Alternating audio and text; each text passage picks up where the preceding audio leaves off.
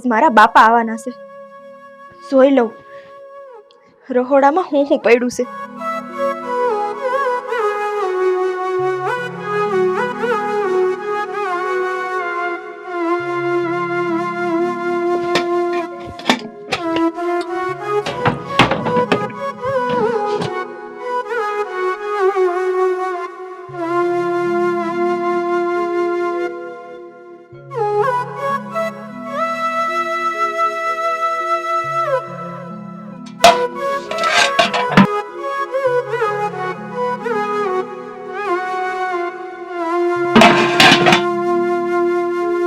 કેમ બટા આટલું બધું ફંફાડશો હું લેવા? બા આજ મારા બાપા અહીંયા જમવા આવે છે તો મારા બાપાને હું ખવડાવશું? આપણા ઘરમાં મુઠ્ઠી એક ચોખા અને પાસે લોટ સિવાય બીજું કાંઈ નથી. તો ભારે થઈ બટા, હવે આપણે શું કરશું? એમ કર, હાલ આપણે બહાર જઈએ, કેશવને વાત તો કરી. હા બા.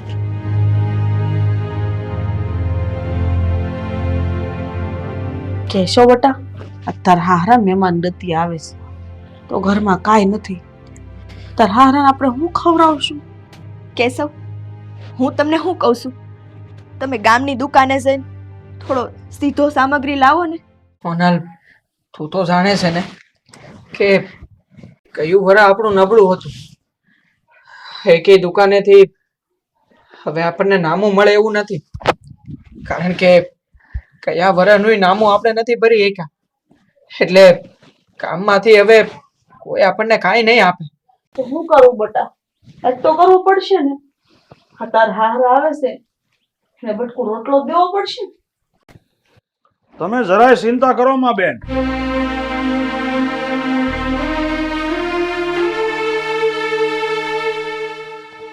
બેન, મેં તમારી બધી વાત સાંભળી લીધી છે. તમે જરાય ચિંતા ન કરો. તમારા ઘરમાં જે અન્ન પાણી છે ને એ આપણે રાંધીને ખાઈ લેવું. આપણે તો ભાવના ભૂખ્યા છે.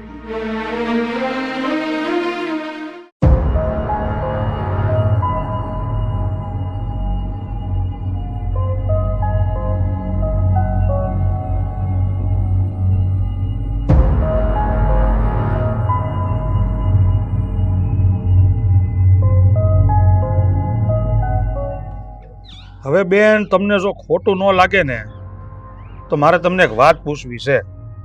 પૂછો ને ભાઈ.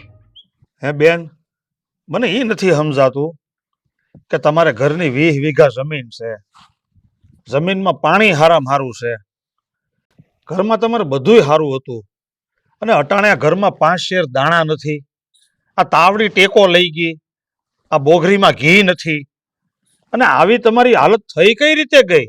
હું કાંઈ તમારા માથે કોઈ ઓશિતાનું કરજ થઈ ગયું છે? ના રે ના ભાઈ, કાંઈ કરજ નથી થયું.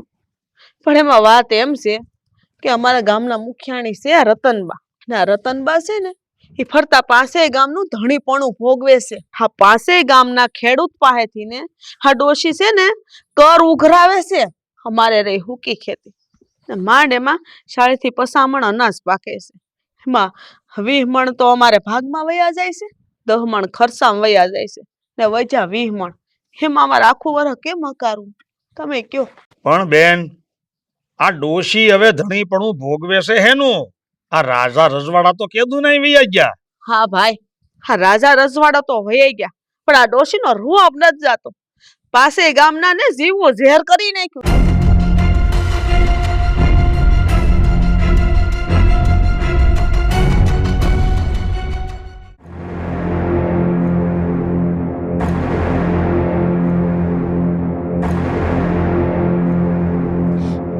વાઘજી, રામગઢ જા અને તારા ખેડૂતોને કે વેરો ભરી જાય. અને કાળુ, તું સત્તા પર જા અને તારા ખેડૂતોને કે અઠવાડિયામાં વેરો ભરી જાય. આ જો આપણા ગામનો ને મજપડીનો વેરો આવી ગયો ને, તમારા બેના જ ગામનો બાકી છે. સારું, હું આજે જ જાઉં છું અને વેરો ઉઘરાઈ આવું છું. એ હારું બા, કાળુ, આજે જ આપણે મારતી ઘોડિયા જાય અને આપણો કર લેતા આવ્યા બાને આપી દઈએ.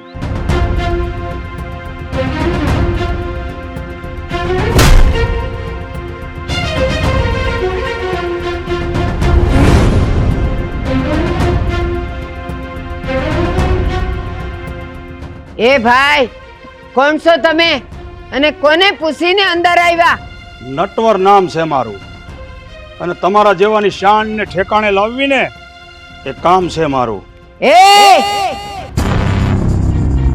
મોઢું સંભાળીને વાત કરજો. તમને ખબર નથી કે હું કોણ છું? બધી ખબર છે મને કે કોણ છો તમે. નિર્દોષ અને ભોળા ખેડૂતનું લોહી ચૂસનારી શિયાળ છો તમે. ખેતરમાં ઊભા મોલ વાઢી જનારી લૂંટારણ છો તમે. ખેડૂતના ઘરમાં પડેલા અનાજના ઢગલાની જીવાત છો તમે. બસ, બહુ થયું. હવે એક પણ શબ્દ બોલ્યો છે ને તો તારું ઢીમ અહીંયા ઢાળી દઈશ. આજે તમે મારું મોઢું બંધ નહીં કરાવી શકો રતનબા, કારણ કે આજે હું મારી દીકરીના ઘરમાં ઠરેલો ચૂલો જોઈને આવ્યો છું. અરે ચૂલા ઉપર પડેલી સૂની તાવડી જોઈને આવ્યો છું. મારી દીકરીના મોઢેથી મણમણના નિયાકા સાંભળીને આવ્યો છું. મારું હૈયું ઓલોવાઈ જાય છે. અરે મારી આંતરડી કકડે છે. મારો જીવ બળે છે રતનબા. મારા જમાઈને લૂંટી લૂંટીને તમે મારી દીકરીને પાઈ પાઈની મોતાજ કરી દીધી. મારી દીકરીના ઘરના કોઠાર ખાલી કરી નાખ્યા છે તમે. એટલે આજે તો તમે મને બોલતા નહીં રોકી શકો રતનબા. જો ભાઈ, આ રતનબા આ ગામના ગરાસદાર કાળુ દાદાની દીકરી છે. ત્રીજી પેઢીએ દીકરી છે. એટલે આ ગામના નહીં પણ ફરતે 5 ગામનો ગરાસ ખાવાનો એનો હક છે. ભાઈ બેહી જા, હેઠો બેહી જા. કેટલા ખખડે પડખેથી. હેનો હક અને હેનો ગરા. હવે આ ગરાહ ને રજવાડા બધા વિલીન થઈ ગયા આપણા દેશની અંદર. એના વર્ષો થઈ ગયા અને તમે હજી ગરાસની રજવાડાની વાતો કરો છો. આ ભોળી પ્રજાને લૂંટો છો.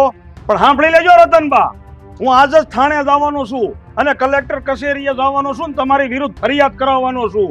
એટલે હવે તમારી ભક્તિ ઝાઝી નહીં હાલે રતનબા. તમે જે ગરાહ ભોગવી લીધો ને એ તમને મુબારક. હવે તમારું કાંઈ નહીં હાલે. ગરાહ ખાવા લે.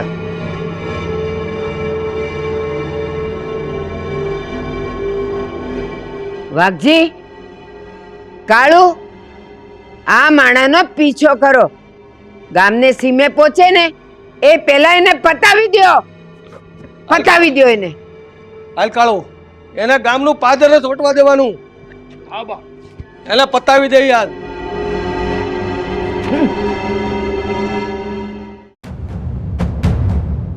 કાળુ આને હિમાડે જ વટવા દેવાનો. હે લટવાર, ઉભો રે.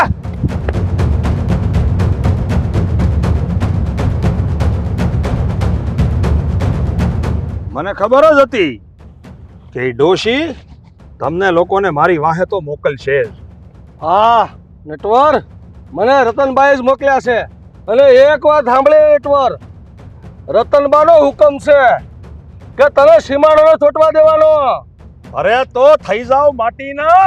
કાળુ આ ભાગવાનો પડે, હિમ વટીને જવાનો પડે. અરે ભલા માણા, હું ભાગું તો મારા ગામનું પાણી લાજે.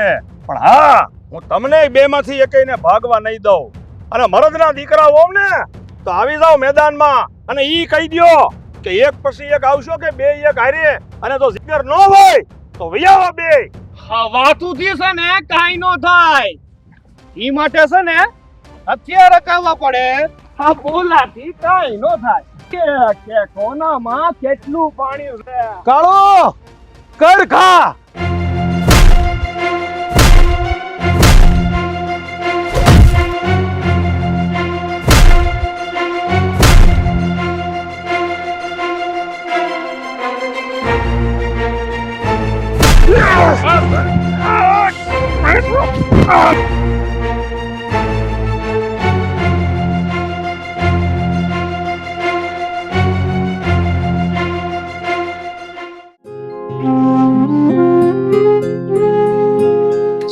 બટા, હા 5 પાલી ઘઉં હતા ને એમાં એવો 5 ખોબા ઘઉં હોય છે.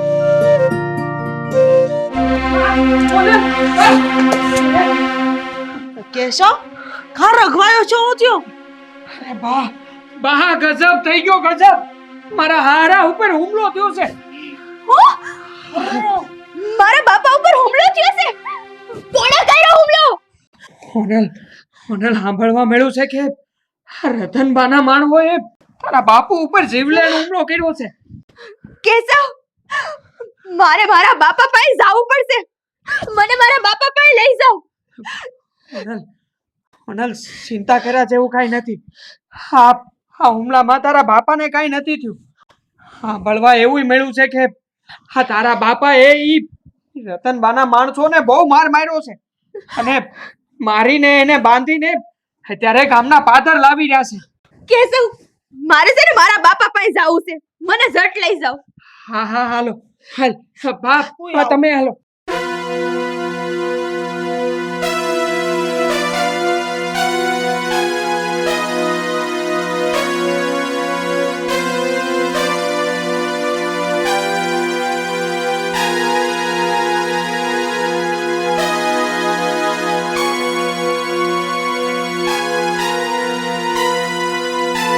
ઉભો રહે અહીંયા. આ બાજુ આવો. ગામ લોકો, આ તમારા ગુનેગારને બાંધીને હું અહીંયા લાવ્યો છું. હવે તમે આ લોકોનો ન્યાય કરો, નકર પછી આ બેયને હું પોલીસ થાણે લઈ જાઉં. તો બોલો. નટવર, નટવર, મારા માણા હાથે ન્યાય કરવાનો હક તને કોણે આપ્યો? રતનબા, હું એક આઝાદ દેશનો આઝાદ નાગરિક છું અને અન્યાયની સામે અવાજ ઉઠાવવો ને એ મારો પૂરો હક છે. આજે તમે ગમે એમ કરો પણ તમારા અન્યાયમાંથી હું આ ગામને છોડાવીને જ રહીશ. તમે ગમે એટલી ધાક ધમકી મારો પણ આ ગામની હારે હું અન્યાય તો નહીં જ થવા દઉં, કારણ કે આ ગામ મારી દીકરીનું ગામ છે. બાપુ, બાપુ તમે હેમ ખેમ તો છો ને? તમને કઈ થયું તો નથી ને? અરે બટા, તું મારી ચિંતા ન કર. આ રતનબાના માણસોમાં એટલી તાકાત નથી કે તારા બાપુને કાંઈ કરી શકે. તો બોલો ગામજનો, હવે શું કરવાનું છે?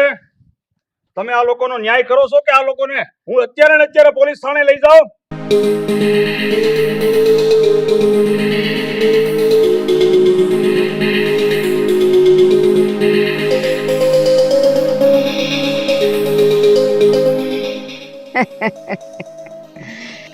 નટવર, નટવર, હજી તું બહુ નાદાન છો. કદાચ તને ખબર નથી કે જ્યાં રતનબાની બેઠક હોય અને હાજરી હોય ત્યાં ગામવાળાની નજર નીસી હોય અને હોઠ પણ ન ફફડે. તું હું સમજસ? આ ગામ લોકો તને જવાબ દે હે? તું બહુ નાદાન છે નટવર, નાદાન. શાંતિ રાખો રતનબા, શાંતિ રાખો. તમારો પોરો હમણાં ભાંગી જાહે. આજ હાંજ સુધીમાં જો તમને પોલીસ થાણે ન મોકલું ને તો મારું નામ નટવર નહીં. તમે શું માનો છો કે જનતા કાંઈ નહીં બોલે? અરે જનતાનો અવાજ ઈ ભગવાનનો અવાજ છે રતનબા. તો બોલો ગામજનો, શું કરવાનું છે આનું?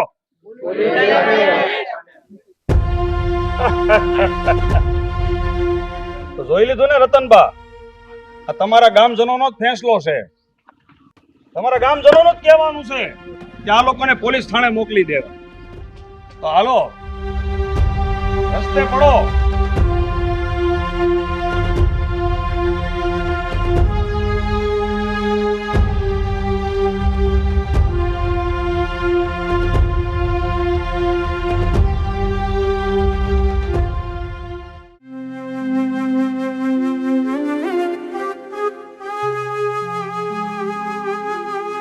બા, મારા બાપા હજી કેમ નો આવ્યા? હાંસ પડી ગઈ. શું થયું હશે એમની આયરે? ધરપત રાખ બેટા, ધરપત રાખ. તાર બાપા હેમ ખેમ ઘેર પાસે આવી જા.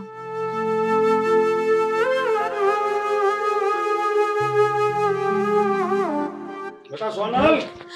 બાપા, અરે પણ અરે બટા, સમજો સમજો, ગભરામાં. આમ હા ને હેઠો બેહાય. સમજો તારી હામો જ ઊભો છું, મને કાંઈ નથી થયું. અહીંયા ધરપત રાખ. સમજો હેમ ખેમ ઊભો છું તારી હામો, કાંઈ નથી થયું મને. પણ બાપા તમે હતા ક્યાં? કેમ આટલી બધી વાર લગાડી? ક્યાં હતા તમે? અરે બટા, હું પોલીસ થાણે ગયો તો આ ફોજદારી કેસ કરવા, એટલે મોડું તો થાય જ ને. પણ આમ જો આ ઓલી 5 ગામની ધણિયા કહેવાતી આ ડોહી છે ને રતનબા, એને મેં ફોજદારી કેસ કરીને જેલ ભેગી કરી દીધી છે. હું વાત કરો સેવાય? હી રતન ડોહીને, હી રતન ડોહી તમે જેલ ભેગા કરાવી દીધા? અરે સરલા બેન, આ રતનબા આ ગામ ઉપર દાદાગીરી કરતા હતા. અરે લોકોને ધમકાવીને લૂંટ ચલાવતા હતા. અરે મોટો અપરાધ કરતા હતા. પણ શું કરવું, આ ગામજનોએ કોઈ આજ દી સુધી એની વિરુદ્ધ અવાજ ન ઉઠાવ્યો ને એટલે એ ડોહીને ફાવતું મળી ગયું હતું. પણ હવે તમે કોઈ ચિંતા ન કરો. એ ડોહીના જુલમમાંથી આ 5 ગામ મુક્ત થઈ ગયા છે. એટલે હવે કોઈ દિવસ કોઈને કોઈ તકલીફ જ નહીં પડે. નટવરભાઈ, તમારો લાખ લાખ ઉપકાર કે તમે અમને જુલમમાંથી છોડાવ્યા. નકર અમે આજથી સુધી આ ગામમાં રીબાઈ રીબાઈને જીવતા હતા. પણ સોનલ, આજે તો આપણા માટે હોનાનો દિવસ છે. આ ગામમાં ખુશીનો માહોલ હશે. તો એમ કર, જલ્દીથી લાપસીના આંધણ મૂક.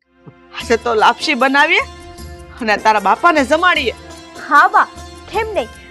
આજ તો છે ને મારા બાપાને હું લાપસી જમાડીશ.